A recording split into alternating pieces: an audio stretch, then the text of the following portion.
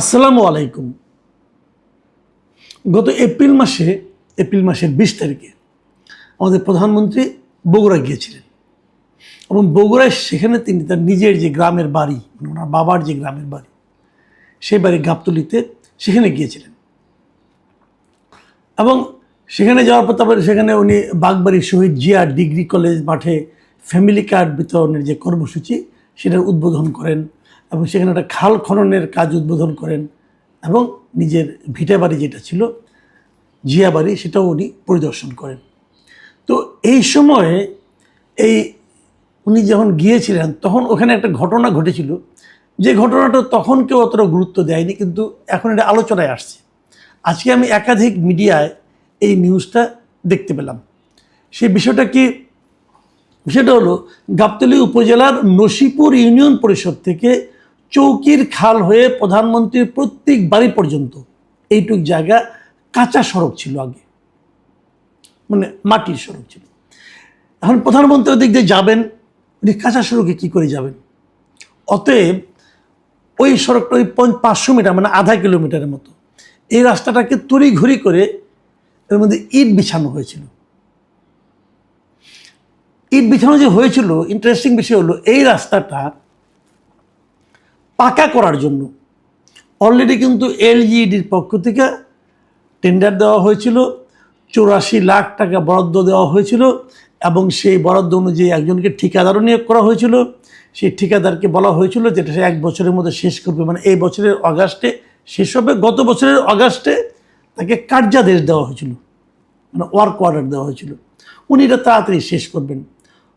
Work order দেওয়া হয়েছে 25 অগাস্টে, আর প্রধানমন্ত্রী গিয়েছেন 26 এপ্রিলের 20 তারিখে, মানে এর মধ্যে প্রায় 8-9 মাস পার হয়ে গেছে। কিন্তু এই 8-9 মাসের মধ্যে ঠিকাদার সাহেব কাজটা শুরুই করেন নাই এবং এটা যে শুরু করতে হবে এই জন্য যে এলজিইডির পক্ষ থেকে ঠিকাদারকে তাগাদা দেওয়া সেটাও সম্ভবত হয় নাই, অথবা অন্য কোনো আলোচনা হয়তো ঠিক মতো হচ্ছিল না, কিছু লেনদেনও থাকতে পারে, বলতে পারবো না, অনেক কিছু তো হয়, তো হয়তো সেগুলি ঠিকঠাক মতো হচ্ছিল না, এই জন্য কাজটা অগ্রসর হচ্ছিল না।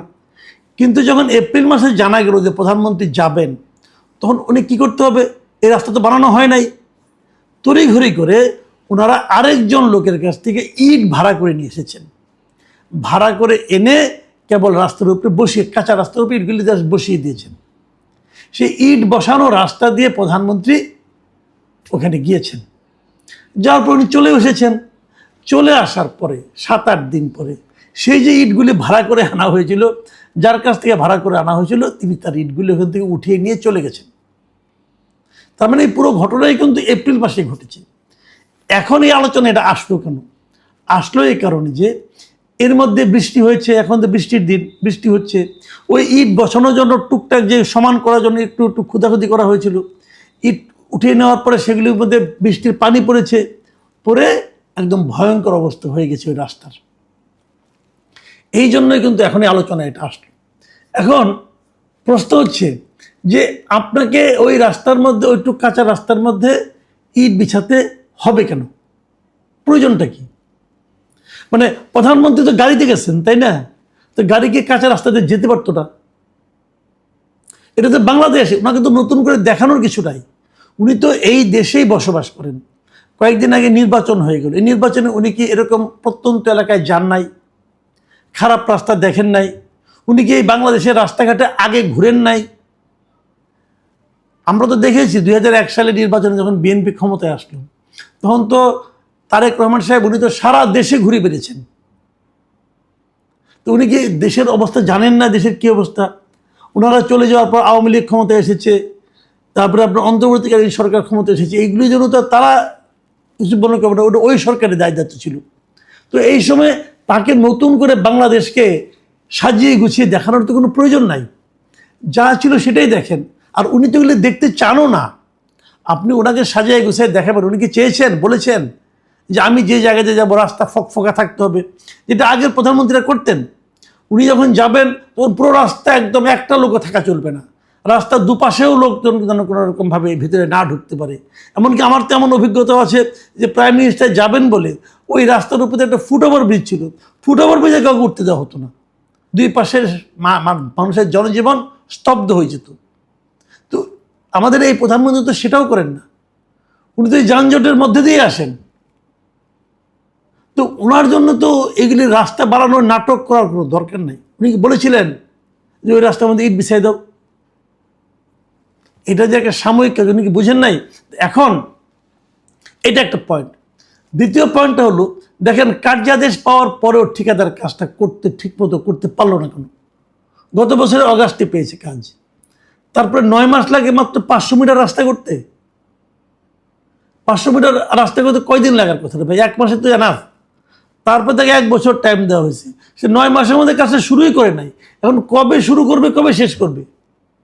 যদি এখন শুরু করে তাহলে তো অগাস্টের মধ্যে কাজ শেষ করতে হবে, সময় আছে মাত্র 2 মাস। যদি 2 মাসে কাজ শেষ হয় যে কাজ, সে কাজের জন্য তাকে 1 বছর সময় দিতে হবে কেন? অথবা সে এতদিন যে শেষ করে নাই, এই জন্য এলজিইডি অথবা এটা যে তদারককারী সংস্থা যারা আছে, তারা কি ওই ঠিকাদারকে চাপ দিয়েছিল, জিজ্ঞাসা করেছিল, কোনো জরিমানা করেছিল? আসলে আমার প্রশ্ন হলো যে এটা আসলে কার ব্যর্থতা? এটা তো এলজিইডির ব্যর্থতা।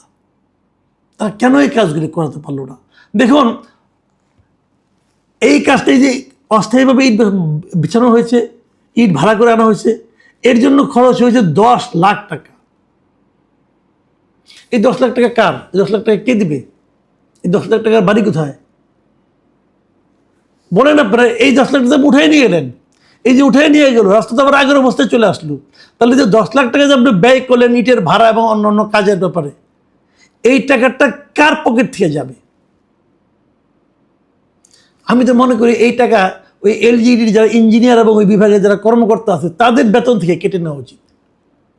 অবশ্যই এতে তারা মোটামুটি দুঃখিত হবেন না, কারণ ইঞ্জিনিয়ার সাহেবরা এলজিইডি যারা আছেন তাদের জন্য এই টাকাটা কোনো টাকাই না। এক ঠিকাদারকে বলবে দিয়ে দাও, দিয়ে দিবে। দেশটা তো এভাবে চলে। এগুলো আগের সরকারের আমলে দেখেছি, এই সরকারের আমলেও দেখতে হবে। আবার আরেকটা কথা বলি, এই যে ইটগুলি একবারে তুলে ফেলা হয়েছে বলেই কিন্তু রাস্তাটা নষ্ট হয়েছে, গর্ত হয়েছে, কাদা হয়েছে, পানি হয়েছে। পুরো ইটগুলি একবারে না তুললেও তো হতো।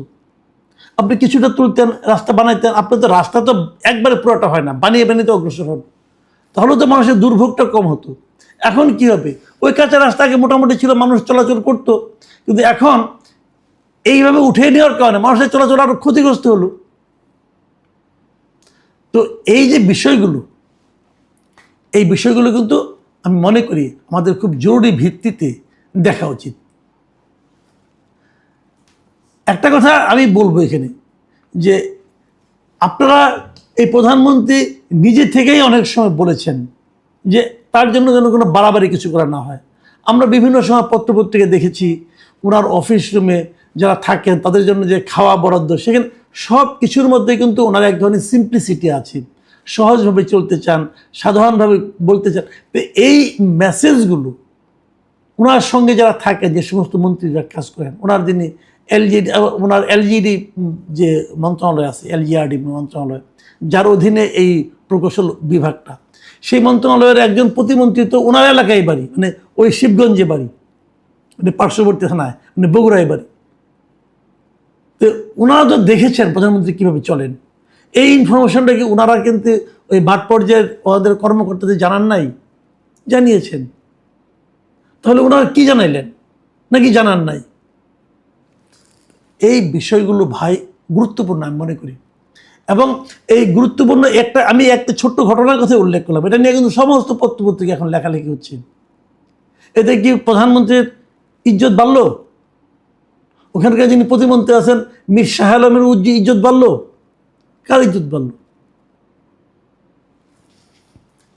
অনেকে তো বলছেন যে প্রতিমন্ত্রী নাকি ওদেরকে চাপ দিয়ে এটা করিয়েছেন। হতেও পারে, আবার নাও হতে পারে, আমি জানি না ঠিক। কিন্তু প্রধানমন্ত্রীর কাছে কে তাদের কর্মতৎপরতা দেখালেন এভাবে? এবং এই কর্মতৎপরতা দেখাতে যে ঘটনাগুলি ঘটলো, যে পত্রিকায় নিউজ হলো, এতে ক্ষতিটা কার হলো বলেন? ইমেজটা কার নষ্ট হলো? আমি মনে করি এ সমস্ত ঘটনার দৃঢ়ভাবে এগুলিকে দেখা উচিত এবং যারা দায়ী আছে তাদেরকে দৃষ্টান্তমূলক শাস্তির আওতায় আনা উচিত।